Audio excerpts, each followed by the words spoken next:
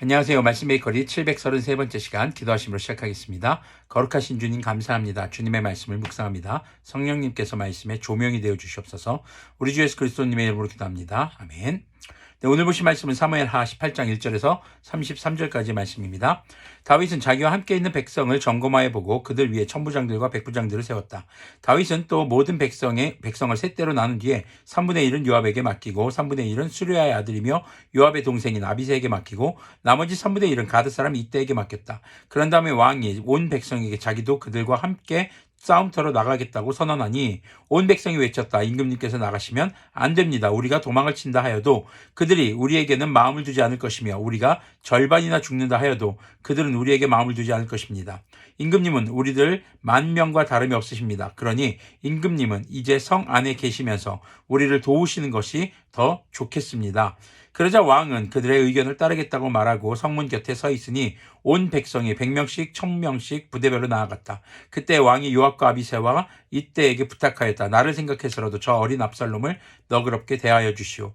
왕이 압살롬을 너그럽게 대하여 달라고 모든 지휘관들에게 부탁하는 말을 온 백성이 다 들었다. 자, 이제 다윗의 진영이 압살롬과 전쟁을 하기 위해 나아갑니다. 자, 그런데 다윗이 전쟁터에 나가겠다고 하자 그 부하들이 말리죠. 자, 아히도벨의 계략을 들었었고 또 지금 이 전쟁의 상황은 다윗이 죽으면 이건 전쟁 게임이 끝나는 겁니다. 결국 압살롬이 죽든 다윗이 죽든, 왜냐하면 정권 쟁탈전과 마찬 정권에 대한 도전하고 또 정권을 지키는 지금 그런 싸움이란 말이죠. 그러니까 지도자가 죽으면 이것은 전쟁에서 패하는 겁니다. 자, 지금 사실 이 비극적인 상황이 왜 오게 됐습니까? 다윗이 밧세바를 범했을 당시에 자기가 나갔어야 할 전쟁터에 나가지 않았었기에 이 비극이 시작된 것이었죠. 하나님의 사람이 또 하나님께서 왕이라는 직분을 맡겨주셨던 그 다윗이 자신이 있어야 할 자리를 이탈했을 때 작은 죄가 싹트기 시작하고 그 죄가 점점 꼬리에 꼬리를 물고 죄를 낳아서 이렇게 걷잡을 수 없는 나라의 내전까지도 이어지는 상황을 지금 우리가 볼 수 있는 것이죠. 그런데 지금 이 말씀에서 다윗은 어떤 왕으로서 아니면 전사로서 용사로서의 모습보다 아버지의 모습이 좀 더 여실히 드러나는 것을 우리는 볼 수 있습니다.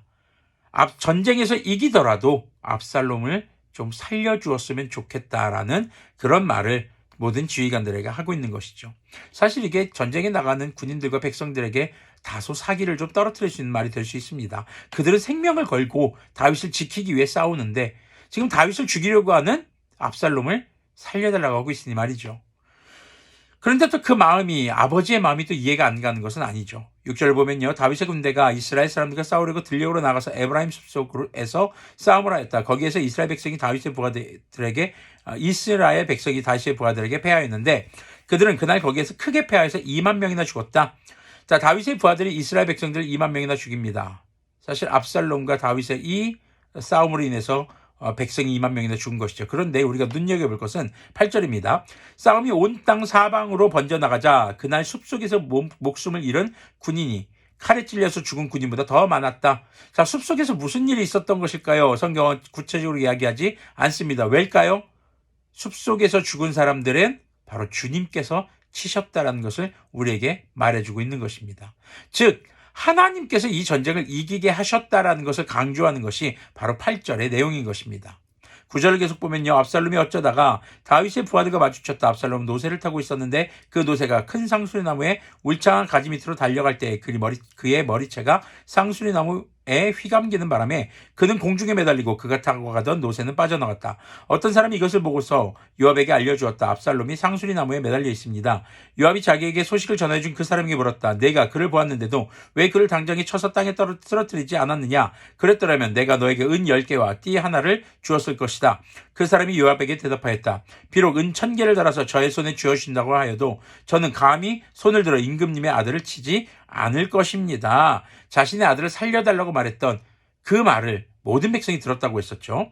임금님께서 우리 모두가 듣도록 장군님과 아비새와 이때에게 누구든지 어린 압살롬을 보호해달라고 부탁하셨기 때문입니다. 제가 임금님을 속이고 그의 생명을 해치면 임금님 앞에서는 아무 일도 숨길 수가 없기 때문에 장군님까지도 저에게서 등을 돌릴 것입니다. 그러자 요압은 너하고 이렇게 꾸물거릴 시간이 없다 하고 말한 뒤에 투창 세 자루를 손에 들고 가서 아직도 상수리 나무의 한가운데 산채로 매달려 있는 압살롬의 심장을 꿰뚫었다. 요압의 무기를 들고 다니는 젊은이 10명도 모두 둘러싸고서 압살롬을 쳐서 죽였다. 자, 압살롬이 어떻게 죽게 됩니까? 요압이 죽인 걸까요? 사실 압살롬은 하나님께 심판을 받은 겁니다. 그가 그렇게 자랑스럽게 여기던 머릿결, 풍성한 머리, 그 머리가 상수리 나무에 걸려서 대롱대롱 매달리는 상황이 된 거죠. 결국에는 그는 외모, 그리고 외적인 요소들, 사람들의 여론, 이런 것으로 사람들의 인기를 얻고 왕이 되려고 했던 사람이었습니다. 그리고 여러 죄를 지었죠. 정말 말도 안 되는 하나님의 말씀에 어긋나는 죄를 스스럼 없이 지었던 압살롬의 모습을 우리는 되새겨 볼 수 있습니다. 결국 하나님 앞에서 심각한 죄를 지은 압살롬은 하나님의 심판을 받고 죽게 된 것으로 우리가 보게 되는 것이죠. 16절을 보니까요. 그런 다음에 요압이 나팔을 부니 백성이 이스라엘 사람을 뒤쫓다가 돌아왔다. 요압이 백성에게 싸움을 그치게 하였기 때문이다. 그들은 압살롬을 들여다가 숲속의 깊은 구덩이에 더 집어던지고 그 위에다가 아주 큰 돌 무더기를 쌓았다. 온 이스라엘 사람들은 도망하여서 저마다 자기 장막으로 돌아갔다. 평소에 압살롬은 자기의 이름을 후대에 남길 아들이 없다고 생각하여 살아있을 때 이미 자기 비석을 준비하여 세웠는데 그것이 지금 왕의 골짜기에 있다. 압살롬이 그 돌 기둥을 자기의 이름을 따서 불렀기 때문에 사람들은 그것을 오늘날까지도 압살롬의 비석이라고 한다. 사실 압살롬은 아들이 없지 않았습니다. 셋이나 있었습니다. 그런데 지금 이렇게 표현한 것은 아마도 압살롬보다 아들들이 먼저 죽었던 것은 아닐까라고 추측해 볼 수 있는 대목이 됩니다. 자, 그렇게 압살롬은 생을 마감하게 됩니다. 자, 이제 이 소식을 듣게 될 다윗의 이야기가 나옵니다. 자, 19절 계속 보면요. 그때 사독의 아들 아히마아스가 요압에게 말하였다. 제가 임금님에게로 달려가서 주님께서 임금님의 임금님을 원수에게서 구원하셨다는 이 기쁜 소식을 전하겠습니다. 그러나 요압이 말렸다. 오늘은 아무리 좋은 소식이라도 내가 전하여서는 안 된다. 너는 다른 날 이 좋은 소식을 전하여도 된다. 그러나 오늘은 날이 아니다. 오늘은 임금님의 아들이 죽은 날이다. 그리고는 요압이 에티오피아 사람에게 명령하였다. 내가 가서 본대로 임금님께 아뢰어라. 그러자 그 에티오피아 사람이 요압에게 절을 하고 달려갔다. 자, 왜 에티오피아 사람을 보냈을까요? 사실 그런 소식을 전했을 때 다윗이 죽일 수도 있거든요. 아들이 죽었다는 소식이니까요. 자, 요압이 이렇게 좀 이방인이라서 이렇게 한 걸까요? 사실 정작 찔러 죽인 건 요압인데 말이죠. 그래서 요압을 보면은 그리 정직하거나 아주 충직한 사람으로 보기는 어려운 부분이 점점 드러나게 됩니다. 앞으로. 자, 사독의 아들 아히마아스가 또다시 요압에게 말하였다. 저에게 무슨 일이 일어나도 좋으니 저도 저 에티오피아 사람과 같이 가서 보고할 수 있도록 허락하여 주십시오. 그러나 요압은 또 말렸다. 아히마아스야, 내가 왜 가려고 하는지 모르겠구나. 내가 가보아야 이 소식으로는 아무 상도 받지 못한다. 아히마아스가 또다시 말하였다. 저에게 무슨 일이 일어나도 좋으니 저도 가겠습니다. 요압이 그에게 말했다. 그렇다면 더 말리지 않겠다. 아히마아스는 요단 계곡을 지나는 길로 달려서 그 에티오피아 사람을 앞질렀다. 네, 지금 요압의 뉘앙스가 뭐예요? 아휴, 야, 넌 왜 이렇게 말을 안 듣냐? 네 알아서 해라.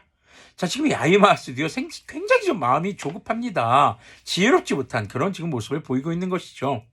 자, 그때 다윗은 두 성문, 곧 안문과 밖안문 사이에 앉아 있었는데 파수꾼이 성문의 지붕 위로 올라가서 성벽 위에서 멀리 바라보고 있다가 어떤 사람이 혼자 달려오는 것을 보았다. 파수꾼이 큰 소리로 이 사실을 왕에게 알리니 왕은 혼자 오는 사람이면 좋은 소식을 전하는 사람이다 하고 대답하였다. 그 사람이 점점 더 가까이 이르렀다. 파수꾼이 보니 또 한 사람이 달려오고 있었다. 파수꾼이 큰 소리로 문지기에게 또 한 사람이 달려온다 하고 외치니 왕은 그도 좋은 소식을 전하는 사람이다 하고 말하였다.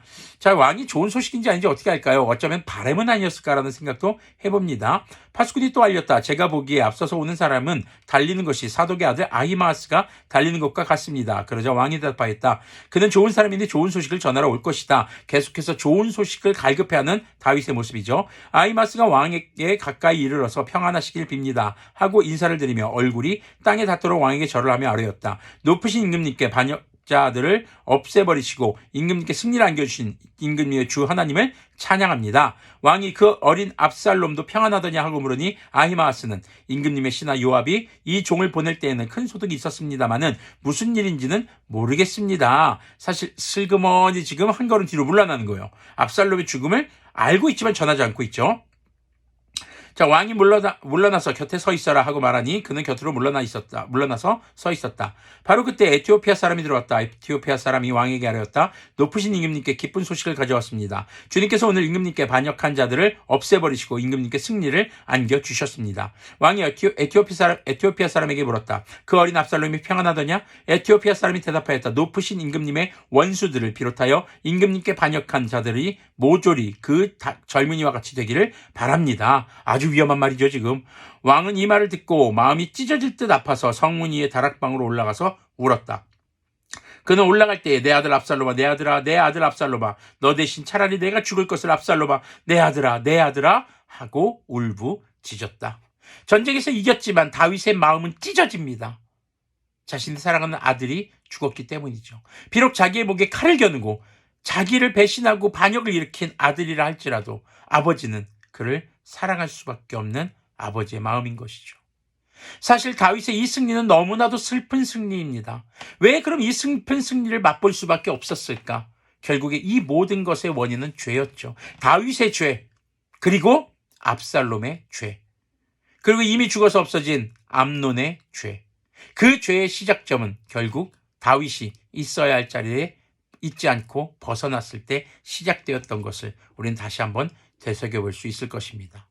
결국 이 모든 승리는 하나님의 승리였습니다. 하나님은 죄를 벌하셨고 죄에 대해서 심판하셨습니다. 그렇다면 왜 다윗만 이렇게 살아남아 있어야 하는 걸까? 그는 이 고통을 통해서 주님께서 나단 선지자를 통해서 말씀하신 그 심판을 받고 있는 것이고, 또 하나는 다윗 언약이 여전히 지속되고 있는 것을 우리에게 알려주고 있는 것이죠. 우리가 살면서 주님 앞에 죄를 지을 때 여전히 우리가 연약한 모습으로 살아갈 때가 있습니다. 자, 그리고 죄에 대해서 우리가 회개한다 하더라도 그 죄에 대한 책임이 따를 때가 있을 수 있습니다. 그때마다 주님께서는 우리를 구원해 주실 것입니다. 하지만 그 죄로 인해서 애통하는 마음을 느낄 때가 있을 수 있을 것입니다. 그때 우리는 우리의 죄의 무게를 다시 한번 기억하며 우리의 삶에 다시는 그런 죄의 삶을 살지 않도록 우리는 되새겨야 할 것입니다. 그리고 우리 주 예수님께서 다시 오실 때에 이루실 구원의 언약을 굳게 바라며 비록 오늘 눈물로 씨앗을 뿌릴지라도 주님께서 오실 그날 거둘 기쁨의 열매를 기억하며 오늘도 이 믿음의 삶을 꿋꿋하게 살아가기를 소망합니다. 기도하겠습니다. 거룩하신 주님 감사합니다. 다윗의 슬픈 승리를 바라봅니다. 우리의 삶이 주님 앞에 범죄할 때에 죄책을 기억하게 하여 주시고 그 죄책 가운데서도 우리를 구원하신 주님의 은혜를 기억하며 이 땅 가운데서 눈물을 흘릴지라도 주님께서 이루실 그 구원의 날에 우리가 누릴 기쁨을 또한 기억하며 오늘 하루의 믿음을 지켜가도록 도와주시옵소서. 우리 주 예수 그리스도님의 이름으로 기도합니다. 아멘. 네, 오늘도 여러분들의 삶에 주님께서 주시는 은혜와 회복 그리고 구원의 놀라운 열매가 있기를 소망합니다. 그리고 우리가 어떤 상황 속에서라도 죄의 무게를 깨닫고 죄에서 멀어지는 우리가 되기를 소망합니다.